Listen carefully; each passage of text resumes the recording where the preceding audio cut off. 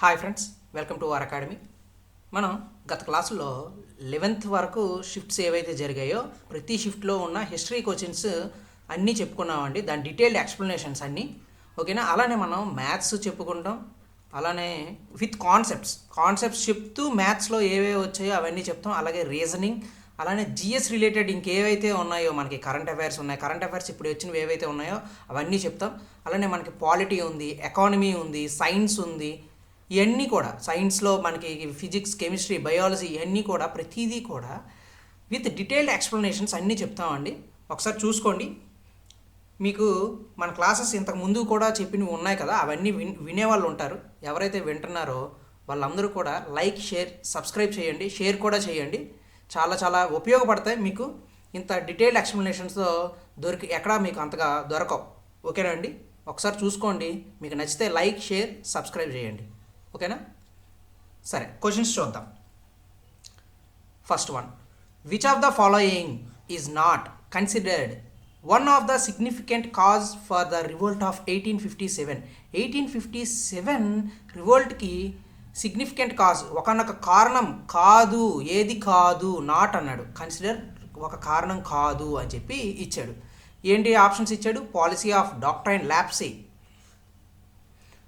Policies of, second option, policies of British favouring sati, female infanticide and widow remarriage. Next, lack of contact between the ruler and the ruled. Fourth option, introduction of greased cartridges. ఇలా అని చెప్పి ఇచ్చారు. అయితే 1857 ఎలా జరిగింది, దాని కారణాలు ఏంటి, ఏమేంటి తెలుసుకుంటే దీనికి మనం ఈజీగా ఆన్సర్ చేయొచ్చు. ఓకేనండి? ఒకసారి చూద్దాం 1857 రివోల్ట్కి సంబంధించి. 1857 మనకి మంగల్ పాండే అనే సైనికుడు క్యాట్రిజెస్ అంటే గ్రీజ్డ్ క్యాట్రిజెస్ని వాడము అని చెప్పి దానికి వ్యతిరేకంగా పోరాటం చేశాడు. దాంతో ఆయన కల్నల్ బాగ్ అని చెప్పి బ్రిటిష్ ఆఫీసర్ ఉన్నాడు, బ్రిటిష్ ఆఫీసర్ని ఈయన్ని కూడా చంపేశాడు అనమాట. ఈయన్ని చంపేస్తాడు మంగల్ పాండే. దాంతో ఈయన్ని ఉరి తీసేస్తారు. ఎవరిని? మంగల్ పాండేని ఉరి తీసేస్తారు. గ్రీజ్డ్ క్యాటరేజెస్ వాడము అని చెప్పి. ఎందుకు ఈ గ్రీజ్డ్ క్యాటరేజెస్ ఏముంది ఏంటి అని అంటే ఇందులో ఈయన్ని ఉరి తీస్తారనమాట. ఉరి తీసేస్తారు. ఈ గ్రీజ్డ్ క్యాటరేజెస్లో ఏమున్నాయి? కౌ అండ్ పిగ్ ఫ్యాట్ ఉన్నాయన్నమాట. కౌ అనేది సాక్రెడ్ కో అనమాట. చాలా పవిత్రంగా చూస్తారు హిందూస్. పిగ్ని హేట్ చేస్తారు ముస్లిమ్స్ హేట్ చేస్తారు. ఈ కారణాలతో ఈ హిందూ ముస్లిమ్స్ ఎవరైతే ఉన్నారో ఈ గ్రీజ్డ్ క్యాటరేజెస్లో నోటితో తీయాలన్నమాట. ఆ క్యాటరేజెస్ నోటితో తీసి గన్లో పెట్టాలి. అలా చేయడం, ఈ కౌది ఫ్యాట్, పిగ్ ఫ్యాట్ ఉన్నాయి ఆ క్యాటరేజెస్లో, మేము అవి యూజ్ చేయం అనే వ్యతిరేకత అనేది వచ్చింది. దాంతో ఈ మంగల్ పాండే వ్యతిరేకంగా ఉన్నారు. దానికి వ్యతిరేకంగా ఉండడంతో ఈ బాగ్ కూడా మీరు అలా చేయాలి అని చెప్పి అంటే మంగల్ పాండే ఆ బ్రిటిషర్ అయిన బాగ్ని చంపేస్తారు. చంపేసిన తర్వాత ఈ మంగల్ పాండేని కూడా ఉరి తీసేస్తారు.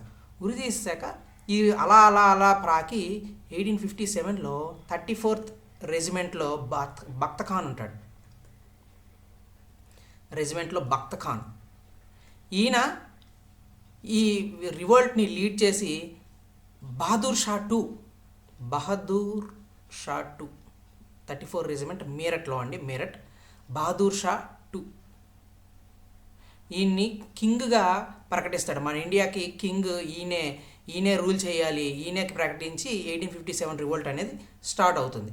అయితే రివోల్ట్ అనేది గ్రీజ్డ్ క్యాటరేజెస్ వల్ల అవుతుంది, అదొక కారణం. ఇదే ఇమీడియట్ కాజ్ కూడా అని అంటాం. ఓకేనా? అలానే అంతకుముందు ఇలా స్టార్ట్ అవుతున్న కాలంలోనే మనకి ఏమవుతుందంటే 1857 ఆ టైంలో, 1853, 1855 ఆ టైంలో మనకి డాక్ట్రైన్ ఆఫ్ డల్హౌసీ ఉంటాడు, గవర్నర్ జనరల్. ఆయన డాక్ట్రైన్ ఆఫ్ ల్యాప్సీ అనే సిద్ధాంతాన్ని తీసుకొని వస్తాడు. ల్యాప్సీ అనే సిద్ధాంతం. ఇదేంటిది ఈ సిద్ధాంతం? ఏంటి ఈ సిద్ధాంతం అని అంటే, ఎవరైతే రాజ్యానికి రాజులు చనిపోతారో వాళ్ళకి వారసులు ఉండరో, ఎవరండి వారసులు ఉండరో, ఆ వారసులు ఉండని రాజ్యాన్ని బ్రిటిష్ వాళ్ళు ఆక్రమించుకుంటారు. ఆక్రమించుకుంటారు ఎవరిని? వారసులు ఉండని రాజ్యాల్ని. దానికి వ్యతిరేకత వచ్చింది ఈ 1857లోనే. ఈ ఉద్యమానికి అనుగుణంగా, ఈ ఉద్యమంతో పాటు వీళ్ళు కూడా కలిశారనమాట. 1857లో డాక్ట్రైన్ ఆఫ్ లెప్రసీకి వ్యతిరేకంగా ఇది కూడా, ఈ ఉద్యమంలో కూడా వాళ్ళు కూడా పాల్గొన్నారు. అందులో మనకి ఝాన్సీ రెజిమెంట్ కనిపిస్తుంది, ఝాన్సీ లక్ష్మీబాయి ఆవిడ కనిపిస్తారు మనకి. ఓకేనా? వీళ్ళందరూ మనకి కనిపిస్తారు. ఓకేనండి, ఇదొక కారణం. అలానే ఇంకొకటి ఏంటి, ఇక్కడ contact between ruler and ruled అని చెప్పి ఇచ్చారు. ఇక్కడ మనకి రూలర్ అండ్ రూల్డ్ అంటే ఇక్కడ మనకి పీజెంట్స్ ఉన్నారు, అంటే రైతులు, అలాగే ట్రైబల్స్ ఉన్నారు. వీళ్ళ చేత మనకి జమీందార్స్ వీళ్ళ ద్వారా మనకి జమీందారీ సిస్టమ్ వచ్చింది. అలానే మనకి పాలిగాల్ సిస్టమ్ వచ్చింది. ఇవన్నీ ఉన్నాయి కదండి, జమీందారీ సిస్టమ్. అలాగే రెవెన్యూ పాలసీస్ ఉన్నాయి, ఆ రెవెన్యూ పాలసీస్లో జమీందార్స్, అక్కడ ఉండే మిడిల్ మ్యాన్స్ ఈ పీజెంట్స్ని వీళ్ళని దోచుకునే వాళ్ళు అనమాట. బ్రిటిష్ వాళ్ళు 100 రూపాయలు, ఇప్పుడు చూడండి, బ్రిటిష్ వాళ్ళు 100 రూపాయలు ట్యాక్స్ కలెక్ట్ చేశారు అనుకోండి జమీందార్స్ దగ్గర నుంచి. ఈ జమీందార్స్ ఏం చేస్తున్నారు, ఈ పీజెంట్స్ దగ్గర నుంచి 200 అలా కలెక్ట్ చేస్తున్నారు, ఎక్కువ కలెక్ట్ చేసుకుంటున్నారు అనమాట ట్యాక్సెస్. వీళ్ళ దగ్గర నుంచి వీళ్ళు, వీళ్ళ దగ్గర నుంచి వీళ్ళు. అంటే వీళ్ళకి మధ్యన ఎవరున్నారు? జమీందారీస్ ఉన్నారు. వీళ్ళని పీకు తింటున్నారనమాట. అది కూడా ఒక కారణం ఈ రివోల్ట్ అనేది జరగడానికి. ఓకేనండి, ఇలాంటి కారణాలన్నీ ఉన్నాయి. కానీ ఈ పాలసీస్ చూసారా, బ్రిటిష్ వాళ్ళు సతీ సహగమనం అని ఏదైతే ఉందో దాన్ని అబోలిష్ చేశారు. దీన్ని అందరూ వెల్కమ్ చేశారు. ఫిమేల్ ఇన్ఫాంటిసైడ్ అంటే గర్భంలోనే ఆడపిల్లనే గుర్తించి ఆ పిల్లని చంపేయడం, లేదా పుట్టిన వెంటనే చంపేయడం, అలాంటివి కూడా వ్యతిరేకంగా బ్రిటిష్ వాళ్ళు చట్టాలు గట్టా చేశారు. దానికి కూడా మంచి వెల్కమ్, పాజిటివ్ వైబ్ అనేది వచ్చిందనమాట మన ఇండియన్స్లో. అలాగే విడో రీమ్యారేజెస్, దీన్ని కూడా పాజిటివ్గానే తీసుకున్నారు. కానీ దీనికి వ్యతిరేకంగా ఎక్కడ మనకి రివోల్ట్ అయినట్టు 1857 రివోల్ట్ ఒక కారణం అయినట్టు ఎక్కడా లేదు. ఏముందండి, డాక్ట్రైన్ ఆఫ్ లెప్రసీ వల్ల కారణం అయింది. అలానే రూలర్ అండ్ రూల్డ్ అంటే పాలించబడేవాడు, పాలించబడ్డవాడు మధ్యన కాంటాక్ట్, వాళ్ళ మధ్యన కనెక్షన్ అనేది లేకపోవడం కూడా ఒకనొక కారణం. ఇది కరెక్టే. ఎందుకంటే జమీందార్స్ ఉండేవాళ్ళు, ఈ జమీందార్స్ వీళ్ళని పీకు తినేవాళ్ళు, వీళ్ళ దగ్గర నుంచి వీళ్ళు తీసుకునేవాళ్ళు. కానీ ఎక్కువగా జమీందార్స్ వలన బ్రిటిష్ వాళ్ళకి వ్యతిరేకత వచ్చిందనమాట. జమీందార్స్, ఆ మిడిల్ మ్యాన్స్ ఎవరైతే ఉన్నారో, జమీందార్స్ అనే కాదు, మిడిల్ మ్యాన్స్ ఎవరైతే ఉన్నారో వాళ్ళు ఎక్కువగా వీళ్ళ దగ్గర నుంచి ట్యాక్స్లు వసూలు చేయడం, వడ్డీలు ఎక్కువగా వసూలు చేయడం, వాళ్ళ ట్యాక్స్ కానీ వడ్డీ కానీ సరిగ్గా కట్టకపోతే ల్యాండ్స్ తీసుకోవడం, ఇలాంటివన్నీ చేసేవాళ్ళు ఈ జమీందార్స్. అలాంటి వీళ్ళ బ్రిటిష్ వాళ్ళకి అలా చేయమని చెప్పలేదు, కానీ ఆ జమీందార్స్ ఇలా చేసేవాళ్ళు. అది కూడా ఒక కారణం ఈ 1857 రివోల్ట్లో రావడానికి. ఓకేనా అండి, ఇవి ప్రధానంగా మనం చెప్పుకునేవి. ఓకేనా, ఏంటి ఆప్షన్? ఇది ఆప్షన్ కరెక్ట్. ఓకేనా, సెకండ్ ఆప్షన్ అనేది wrong. Next, who sign the Poona pact of 1932 on behalf of Mahatma Gandhi as he was imprisoned at that time అని చెప్పి ఇచ్చారు. మనకి పూనా ప్యాక్ట్ అనేది 1932లో జరిగింది. ఏంటిది పూనా ప్యాక్ట్, దేనికోసం చేశారు అనేది ఒకసారి చూద్దాం. ఈ పూనా ప్యాక్ట్కి వెళ్ళే ముందు మనం రౌండ్ టేబుల్ కాన్ఫరెన్సెస్కి వెళ్దాం. రౌండ్ టేబుల్ కాన్ఫరెన్సెస్, మనకి రౌండ్ టేబుల్ కాన్ఫరెన్సెస్ 3 జరిగాయండి, 1, 2, 3. ఈ రెండో దానికి మనకి గాంధీ గారు వెళ్తారు, అలాగే అంబేద్కర్ గారు, మీరు చాలామంది వెళ్తారు. ప్రధానంగా వీళ్ళ గురించి చెప్పుకుందాం. గాంధీ గారు, అంబేద్కర్ గారు ఉంటారు ప్రధానంగా. అయితే ఈ రౌండ్ టేబుల్ కాన్ఫరెన్స్లో ఇక్కడ కమ్యూనల్ అవార్డ్ అనే కాన్సెప్ట్ అనేది వచ్చింది. కమ్యూనల్ అవార్డ్ అంటే దళితులు ఎవరైతే ఉన్నారో వాళ్ళకి రాజకీయ హక్కులు, పొలిటికల్ రైట్స్ అనేవి ఇవ్వడం కోసం, వాళ్ళకి నియోజకవర్గాల్లో నిలబడడానికి, అంటే నియోజకవర్గాల్లో సీట్లు ఇచ్చి వాళ్ళని రాజకీయంగా బలోపేతం చేయడం అనేది ఈ కమ్యూనల్ అవార్డు యొక్క ఉద్దేశం. దీనికి అంబేద్కర్ గారు యాక్సెప్ట్ చేస్తారు గాంధీజీ గారు ఒప్పుకోరు. ఈ రౌండ్ టేబుల్ కాన్ఫరెన్స్లోనే జరుగుతుంది. ఏ round table conference? Second round table కాన్ఫరెన్స్లో జరుగుతున్న ఒప్పందం అనమాట. అయితే దానికి వ్యతిరేకంగా ఇది అవుతుంది. ఈ కమ్యూనల్ అవార్డుని బ్రిటిష్ వాళ్ళు యాక్సెప్ట్ చేస్తారు. ఓకే, ఇంకా దళితులు ఎవరైతే ఉన్నారో వాళ్ళకి ఈ కమ్యూనల్ అవార్డు రాజకీయ హక్కులు అనేవి కల్పించాలి అని చెప్పి పేర్కొంటారు. దీన్ని బ్రిటిష్ వాళ్ళు కూడా యాక్సెప్ట్ చేస్తారు. ఓకేనండి. అయితే ఈ వ్యతిరేకతలోనే భాగంగా ఈ గాంధీజీ గారికి అంబేద్కర్ గారికి మధ్యన విభేదాలు వస్తాయి. గాంధీజీ గారికి విభేదాలు వస్తాయి. ఓకేనండి. అయితే ఇదే టైంలోని గాంధీజీ గారిని ఎర్రవాడ జైల్లోని ఉంచుతారనమాట. ఈ టైంలోనే మనకి శాసనోల్లంఘన ఉద్యమం అవుతుందండి. ఆ శాసనోల్లంఘన ఉద్యమంలో భాగంగా ఎర్రవాడ జైల్లో గాంధీజీ గారిని అరెస్ట్ చేస్తారు. ఆ తర్వాత అరెస్ట్ చేసిన తర్వాత గాంధీజీ గారికి అంబేద్కర్ గారికి మధ్యన ఈ కమ్యూనల్ అవార్డు యొక్క విభేదాలు సద్దుమణించుకోవడం కోసం వాళ్ళిద్దరి మధ్యన ఒక ఒప్పందం కుదిర్చాలని చెప్పి మదన్ మోహన్ మాలవ్య గారు వీళ్ళిద్దరి మధ్యన సయోధ్యను కుదురుస్తారు. అది పూనాలో జరుగుతుంది అనమాట. అందుకు పూనా ప్యాక్ట్ 1932. దాని ప్రకారంగా కమ్యూనల్ అవార్డు ప్రకారంగా దళితులకి 71 సీట్ల నుంచి 148 సీట్లకు ఇవ్వాలి అని చెప్పి దాంట్లో భాగంగా పేర్కొనడం జరిగింది. రాజకీయ హక్కులు కూడా కల్పించడం జరిగింది. దాన్ని ఓకే అని చెప్పారు. అంబేద్కర్ గారు గాంధీజీ గారు మధ్యన మదన్ మోహన్ మాలవ్య గారు మధ్యవర్తిత్వం వహించి మీడియేటర్గా ఉండి వీళ్ళిద్దరి మధ్యన ఒప్పందాన్ని సైన్ చేసేటట్టు చేశారు. దాన్నే ఏమంటారు? పూనా ప్యాక్ట్. ఎప్పుడు జరిగింది అది? 1932. ఆ టైంలో ఎవరు గవర్నర్ జనరల్ అంటే లార్డ్ ఇర్విన్. ఎవరండి? లార్డ్ ఇర్విన్ అప్పుడు గవర్నర్ జనరల్ ఈ పూనా ప్యాక్ట్ చేస్తున్న సమయంలో. ఓకేనా? ఎవరండి? Madan Mohan Malaviya.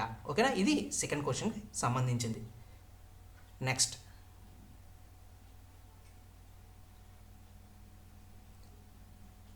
Okay, third question. Who headed the 1915 committee to examine the cooperative movement in India?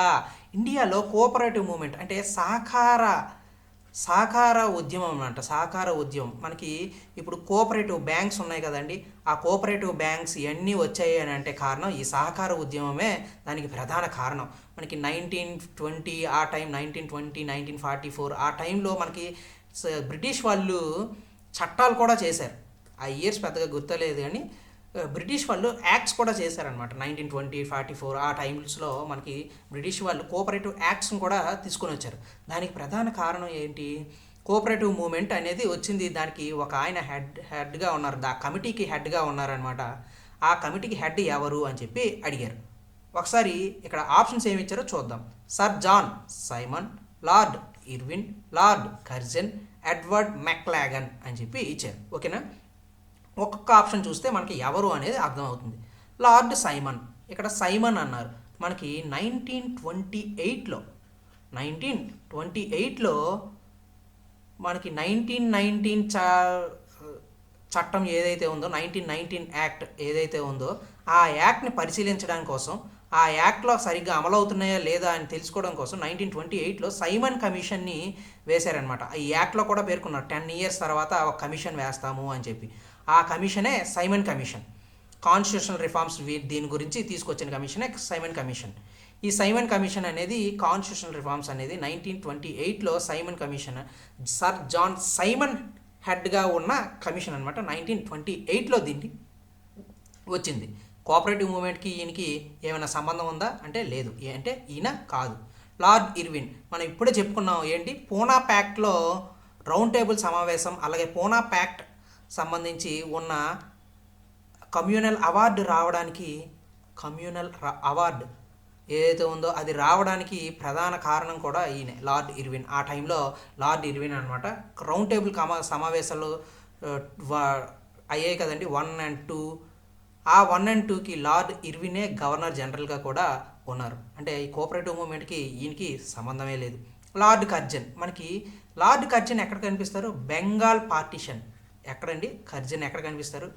Bengal పార్టీషన్లో కనిపిస్తాడు. అప్పుడు ఈయనే గవర్నర్ జనరల్. ఈయనే గవర్నర్ జనరల్గా ఉంటారనమాట బెంగాల్ పార్టీషన్ అప్పుడు.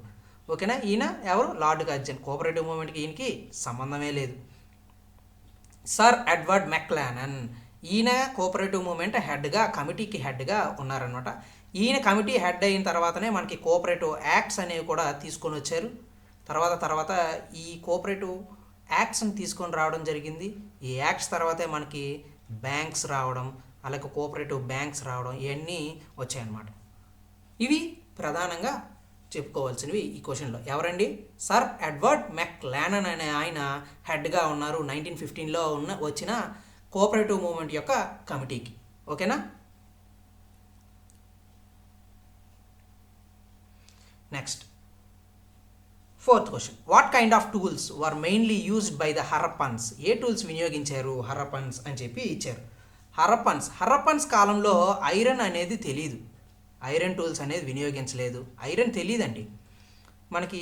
ఎక్కడ తెలుస్తారు అని అంటే వేదిక్ సివిలైజేషన్ ఉంటుంది కదండి, వేదిక్ పీపుల్, లేటర్ వేదిక్ పీపుల్స్లో మనకి ఐరన్ గురించి తెలుస్తుంది. ఐరన్ని యూజ్ చేస్తారు కూడా. ఆ తర్వాతే నాగలి ఇవన్నీ వస్తాయి, ఇవన్నీ మనం వినియోగంలోకి వస్తాయి. భూమిని దున్నడం చేస్తారు, అప్పుడు మనకు వస్తుంది వేదిక్ సివిలైజేషన్లో వస్తుంది అనమాట. ఐరన్ అనేది హరప్పన్ పీపుల్కి తెలియదు. ఓకేనా, ఇది రాంగ్. బ్రాంజ్ టూల్స్ ఇది కరెక్ట్. ఎందుకు అని అంటే మనం మొహంజోదారోలో బ్రాంజ్తో చేసిన డాన్సింగ్ డాల్ స్టాట్యూ అనేది ఉంటుంది. ఎక్కడ ఉంటుందండి, మొహంజోదారోలో ఎక్కడ ఉంటుంది. ఆ బ్రాంజ్ టూల్స్ చాలా వరకు వినియోగంలో కూడా ఉంటాయన్నమాట, మనకు కనిపిస్తాయి. చాలా సైట్స్లో వినియోగంలో కూడా ఉంటాయి. బ్రాంజ్ టూల్స్ని కూడా వినియోగించారనమాట అప్పుడు ఉండే కాలంలో. అలాగే ఈ బ్రాంజ్ స్టాట్యూస్ కానీ బ్రాంజ్ టూల్స్ కానీ వినియోగించడానికి వీళ్ళు లాస్ట్ వ్యాక్స్ ప్రాసెస్ అనే టెక్నిక్ని కూడా వినియోగించారనమాట. ఏంటంటే లాస్ట్ వ్యాక్స్ ప్రాసెస్ అనే టెక్నిక్ని దేనికి వినియోగించేవాళ్ళు, బ్రాంజ్ టూల్స్ని తయారీలో వినియోగించేవాళ్ళు. హరప్పన్ సివిలైజేషన్ వాళ్ళు లాస్ట్ వ్యాక్స్ ప్రాసెస్ని వినియోగించేవాళ్ళు. ఆ టెక్నిక్ వినియోగించి బ్రాంజ్ ఐడల్స్ని కానీ బ్రాంజ్ స్టాట్యూస్ కానీ తయారు చేసేవాళ్ళు. ప్రధానంగా మనకి మొహంజోదారోలో బ్రాంజ్ డాన్సింగ్ డాల్ కూడా కనిపిస్తుంది అనమాట. డాన్సింగ్ డాల్ స్టాట్యూ కూడా కనిపిస్తుంది, ఒక ఐడల్, ఒక బొమ్మ. ఓకేనండి, ఇది ప్రధానంగా. వుడెన్ టూల్స్ అదిగా మనకి వినియోగం లేవని, స్టీల్ అనేది తెలియదండి. ఓకేనా, హరప్పన్స్కి బ్రాంజ్ టూల్స్ అనేది ఇక్కడ కనిపిస్తుంది. ఎక్కువగా వినియోగించింది ఏ టూల్స్, బ్రాంజ్ టూల్స్. ఓకేనండి, ఇది ప్రధానంగా మనం తెలుసుకోవాల్సింది. Next question, Adhai Din ka Jhonpra in Ajmer was built in the period of which of the following dynasties? ఏ డైనస్టీ కాలంలో అధాయి దిన్కా జోంప్రా అజ్మీర్లో ఉంటుంది? అది నిర్మించింది ఎవరు అని చెప్పి అడిగారు. అది క్వశ్చన్. ఆప్షన్స్ ఏంటి, slave dynasty, Tughlaq dynasty, Lodi dynasty, Khalji dynasty. Khalji అని పడిందండి, ఖల్జీ డైనస్టీ. ఓకేనా. అయితే ఈ ఖల్జీ డైనస్టీకి సంబంధించి చూసుకుంటే అధాయి దిన్కా జోంప్రా ఇది మనకి అజ్మీర్, రాజస్థాన్లో ఉంటుంది అనమాట. ఎక్కడండి, రాజస్థాన్లో ఉంటుంది. ఇండో ఇస్లామిక్ స్టైల్లో ఇది కడతారు. ఇండో ఇస్లామిక్ స్టైల్లో నిర్మించిన మాస్క్ ఏదంటే అధాయి దిన్కా జోంప్రా. ఇది ఎవరు నిర్మిస్తారు అని అంటే కుతుబుద్దీన్ ఐబక్ దీన్ని నిర్మిస్తాడు. ఎవరు నిర్మిస్తారండి, కుతుబుద్దీన్ ఐబక్ నిర్మిస్తాడు. కుతుబుద్దీన్ ఐబక్ ఏ డైనస్టీ అండి, కుతుబుద్దీన్ ఐబక్ స్లేవ్ డైనస్టీ. ఏ డైనస్టీ, స్లేవ్ డైనస్టీ. అంటే ఇక్కడ ఆప్షన్స్ ఏమి ఇచ్చాడు, స్లేవ్, లోడీ, తుగ్లక్, ఖల్జీ. ఏ డైనస్టీ అండి, స్లేవ్ డైనస్టీ. ఆన్సర్ ఏమవుతుంది, అధాయి ఖా జోంప్రా ఎక్కడ నిర్మించారు, ఏ పీరియడ్లో అంటే slave dynasty. Indo Islamic style architecture Qutbuddin Aibak నిర్మిస్తాడు. ఐబక్ ఏ డైనస్టీకి సంబంధించిన వాడు అంటే స్లేవ్ డైనస్టీకి సంబంధించిన వాడు. ఒకప్పుడు ఈ అధాయి దిన్కా జోంప్రా అనేది సాంస్క్రిట్ కాలేజ్, తర్వాత దీన్ని ఒక అధాయి మాస్క్గా మార్చడం జరిగిందనమాట. కుతుబుద్దీన్ ఐబక్ దీన్ని మాస్క్గా నిర్మించారు అనమాట. ఏంటండి, ఇది ఒకప్పుడు సాంస్క్రిట్ కాలేజ్ అనమాట. ఓకేనండి. మనకి లోడీకి సంబంధించిన డైనెస్టీస్ అయితే లోడీ గార్డెన్స్ అనేవి ఎక్కువగా కనిపిస్తాయి. Lodi gardens very popular. Tughlaq సంబంధించింది అయితే తుగ్లకాబాద్ ఫోర్ట్ కనిపిస్తుంది. తుగ్లకాబాద్ ఫోర్ట్. ఈ ఖల్జీ డైనెస్టీకి సంబంధించింది అయితే మనకి అల్లావుద్దీన్ ఖల్జీ అలై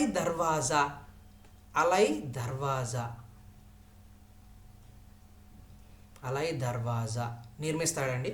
అల్లావుద్దీన్ ఖిల్జీ నిర్మిస్తాడు. ఖిల్జీ డైనెస్టీలో కుతుబ్ కాంప్లెక్స్కి దగ్గరలో నిర్మిస్తాడనమాట. కుతుబ్ కాంప్లెక్స్కి ఇది అలై దర్వాజా ఒక ద్వారంలా ఉంటుంది అనమాట. కుతుబ్ కాంప్లెక్స్కి అలై దర్వాజా ఎవరు నిర్మిస్తారు? ఖల్జీ డైనెస్టీలో అల్లావుద్దీన్ ఖల్జీ నిర్మిస్తాడనమాట. ఇవి ప్రధానంగా మనం దీంట్లో ఉండేవండి. ఎవరు నిర్మించారు దీన్ని? అదాయి దిన్కా జోంప్రా, కుతుబుద్దీన్ ఐబక్. ఏ డైనెస్టీకి సంబంధించిన వాడు? స్లేవ్ డైనెస్టీకి సంబంధించిన వాడు. ఎక్కడ ఉంటుందండి? అజ్మీర్ ఎక్కడ ఉంది అంటే రాజస్థాన్. ఎక్కడండి? రాజస్థాన్లో ఉంటుంది. ఓకేనండి. ఇది ప్రధానంగా మనం చెప్పుకోవాల్సినవి. నెక్స్ట్ ఇంపార్టెంట్వి ఎక్కడి వరకు అంతవరకే చూసుకోవాలండి, మరీ ఎక్కువగా వెళ్ళిపోయినా అనవసరం. Next, which of the following, 6th question, which of the following is not one of the primary tones in Vedic chanting? Vedic chanting అంటే వేదాలు ఏవైతే ఉన్నాయో వేదాలు చదవడానికి ఒక టోన్స్ అనేవి సెట్ చేసుకుని ఉంటాయి. టోన్స్ ఒక టోన్లోనే చదవాలి, అలానే ఉచ్చారణ చేయాలి, అలానే చదవాలి అనమాట. అటువంటి వాటిని మనం టోన్స్ అని అంటాం వేదిక్ వేదాలు చదువుతున్నప్పుడు. అయితే ఆ వేదాలు చదువుతున్నప్పుడు మనకి టోన్స్ అనేవి 3 రకాలుగా ఉంటాయన్నమాట. ఒకటి ఉదత్త అంటే high tone. High tone. Next అనుదత్త అంటే లో టోన్. అనుదత్త అంటే లో టోన్, అంటే మెల్లగా, హైగా చెప్పడం, మెల్లగా చెప్పడం. ఒక్కొక్క దగ్గరలో ఒక్కొక్కలా చదవాలి. వేదాలని ఎలా చదవాలి, ఎలా ఉచ్చారణ చేయాలో అనేదే చెప్పేదే ఈ టోన్స్ అనమాట. ఇంకొకటి స్వరిత. ఏంటండి? స్వరిత మీడియం టోన్లో చెప్పాలి. మీడియం టోన్లో చెప్పాలి. ఇది వేదిక్కి సంబంధించిన టోన్స్ ఉంటాయి. అలానే చదవాలి అని చెప్పి వేదిక్ చాంటింగ్స్లో ఉంటాయన్నమాట. అయితే 3 ఉన్నాయి. కానీ ఇక్కడ ఏమడిగాడు? Not one of the following అంటే ఈ మూడిట్లో ఏది లేదు అని అంటే ఏం లేదు? మాంద్రాత. ఏంటండి? మాంద్రాత అనేది లేదు. ఓకేనా? ఆన్సర్ ఏది అప్పుడు? ఆన్సర్ ఇదే మాంద్రాత. 4th ఆప్షన్ అనేది ఆన్సర్. ఓకేనా? ఏ 3 ఉన్నాయి? అనుదత్త ఉంది, ఉదత్త ఉంది, స్వరిత ఉంది. ఇది 6th క్వశ్చన్కి సంబంధించింది. ఓకేనండి. నెక్స్ట్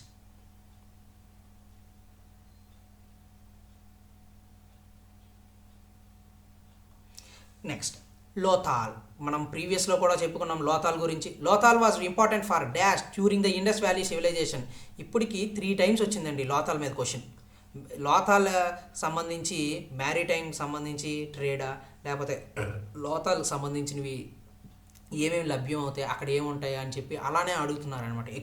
ఎక్కువ క్వశ్చన్స్. ఇప్పుడు వరకు 3 questions లోథాల్ మీద వచ్చాయి. మనకి 2 questions వచ్చినట్టున్నాయి. 2 questions ప్రీవియస్ ఈ మనం చెప్పుకున్న ఈ PYQ సిరీస్లో 2 questions వరకు వచ్చాయి. ఓన్లీ 2025లో జరిగిన షిఫ్ట్లే, అది కూడా గ్రాడ్యుయేటివ్ మాత్రమే చెప్తున్నాను. అందులోనే మనకి 2 questions వచ్చాయి.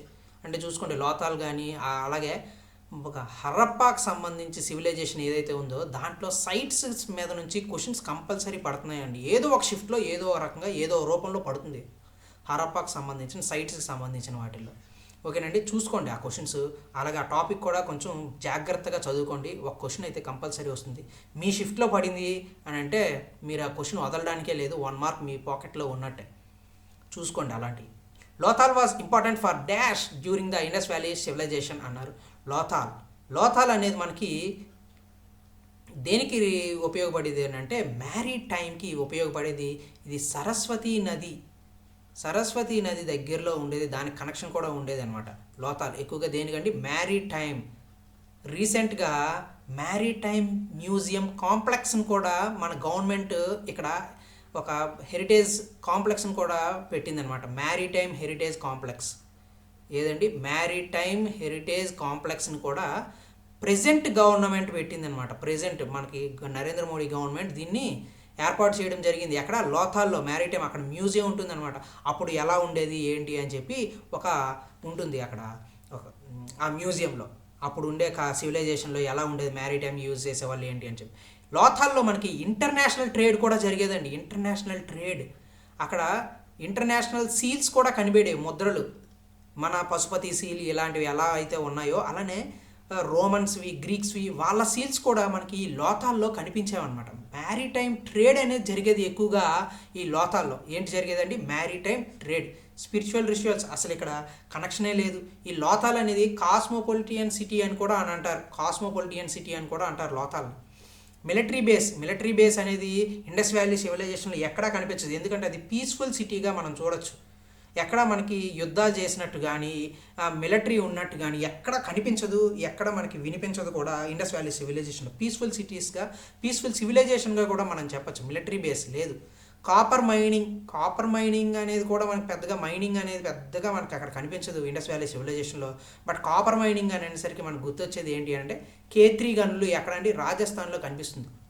రాజస్థాన్లో ఉండే K3 గనుల్లో కనిపిస్తుంది. ఈ కాపర్ మైనింగ్ ఎక్కువగా చేస్తారనమాట. K3 గనులు చాలా ఇంపార్టెంట్. చాలాసార్లు ప్రీవియస్ ఇయర్ క్వశ్చన్స్లో SSCGLలో అలానే RRBస్లో ప్రీవియస్ ఇయర్స్లో మనకి ఇచ్చారనమాట. కాపర్ ఎక్కడ ఎక్కువగా లభిస్తుంది? K3 మైన్స్ ఎక్కడ? రాజస్థాన్. ఓకేనండి, అది గుర్తుపెట్టుకోండి. ఇవి ప్రధానంగా చెప్పుకునేవలసినవండి. ఇంకా అంతకు మించి లోపలికి డెప్త్కి ఎక్కడికి వెళ్ళడు. మనం చెప్పుకున్న వాటిలో ఎక్స్ప్లెనేషన్స్ శ్రద్ధగా వింటే చాలు, మీకు చాలా వరకు బెనిఫిట్ అవుతారు. మీరు మీ ఎగ్జామ్స్లో 2026 RRB NTPC మీరు ఈజీగా GSలో మంచి స్కోర్ చేయగలుగుతారు. నేను చెప్పినవన్నీ క్లియర్గా మీరు నోట్ చేసుకోవడం, రాసుకోవడం, అలాగే విని శ్రద్ధగా రివిజన్ చేసుకోవడం. 1కి 2 సార్లు రివిజన్ చేసుకోవడం. రివిజన్ ఈజ్ ద కీ అండి, గుర్తుపెట్టుకోండి. ఎప్పుడు కూడా రివిజన్ అనేది కీ. ఓకేనా అండి? ఒకసారి ఏమేమి చెప్పుకున్నాం ఒకసారి చూద్దాం. 1857 రివోల్ట్ గురించి చెప్పుకున్నాం. ఏంటి కాదు అని చెప్పి ఇచ్చారు. డాక్ట్రైన్ ఆఫ్ ల్యాప్సీ అనేది కాజే. ల్యాక్ ఆఫ్ రోలర్ ఇది కాజే. అలాగే గ్రీజ్డ్ క్యాటరేజెస్ కూడా వాడారు. ఇదే ఇమీడియట్ కాజ్ ఫర్ 1857. ఏంటండి ఇమీడియట్ కాజ్, తక్షణ కారణం గ్రీజ్డ్ క్యాటరేజెస్. ఓకేనా అండి? ఇది గ్రీజ్డ్ క్యాటరేజెస్. అందులో పిగ్ అండ్ కౌ ఫ్యాట్ అనేది ఉంటుంది. దానికి వ్యతిరేకంగా వీళ్ళు పోరాటం చేశారు. అదే 1857 రివోల్ట్గా మారింది. Who signed Poona pact? Poona pact 1932లో జరిగింది. గాంధీజీకి అలానే అంబేద్కర్కి మధ్యన జరిగింది. దానికి మధ్యవర్తిత్వం మీడియేటర్గా ఉండేది ఎవరు? మదన్ మోహన్ మాలవ్య. ఎవరండి? మదన్ మోహన్ మాలవ్య. ఇది గుర్తుపెట్టుకోండి. Next third question. 1915లో కమిటీ ఏర్పాటు చేశారు కోఆపరేటివ్ మూవ్మెంట్ని చూడడానికి కోసం. దానికి హెడ్గా ఎవరున్నారు అని చెప్పారు? Sir Edward Maclagan. ఎవరండి? Sir Edward మెక్లానన్.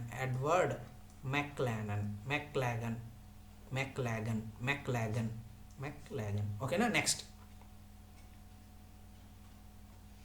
Fourth question.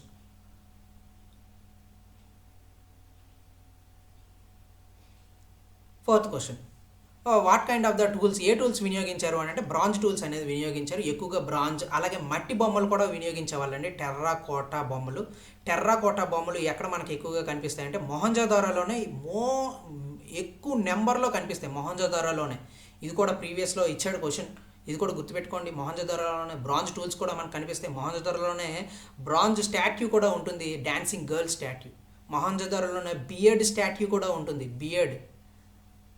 Beard అంటే గడ్డంతో ఉన్న మనిషి బొమ్మ కూడా ఉంటుంది అనమాట. అక్కడ పశుపతి సీల్ కూడా మొహంజోదారోలోనే కనిపిస్తుంది. ద గ్రేట్ బాత్ కూడా మొహంజోదారోలోనే కనిపిస్తుంది. Okay, fifth one. అధాయి దిన్కా జోంప్రా అజ్మీర్లో ఉంటుంది, రాజస్థాన్. ఇది ఒక మాస్క్ అనమాట. ఎవరు నిర్మించారంటే కుతుబుద్దీన్ ఐబక్ నిర్మించాడు. ఎవరండి? ఐబక్. ఏది? Slave dynasty. ఆయనకి స్లేవ్ డైనెస్టీ అనమాట కుతుబుద్దీన్ ఐబక్. ఓకేనండి. నెక్స్ట్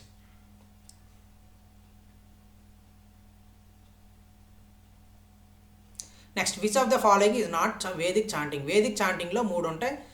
ఉదత్త, అనుదత్త, స్వారిత. ఈ 3 ఉంటాయి. 4వది ఏముండదంటే మాంద్రాత అనేది ఉండదు. ఈ 3 ఉంటాయి వేదిక్ చాంటింగ్ సంబంధించింది.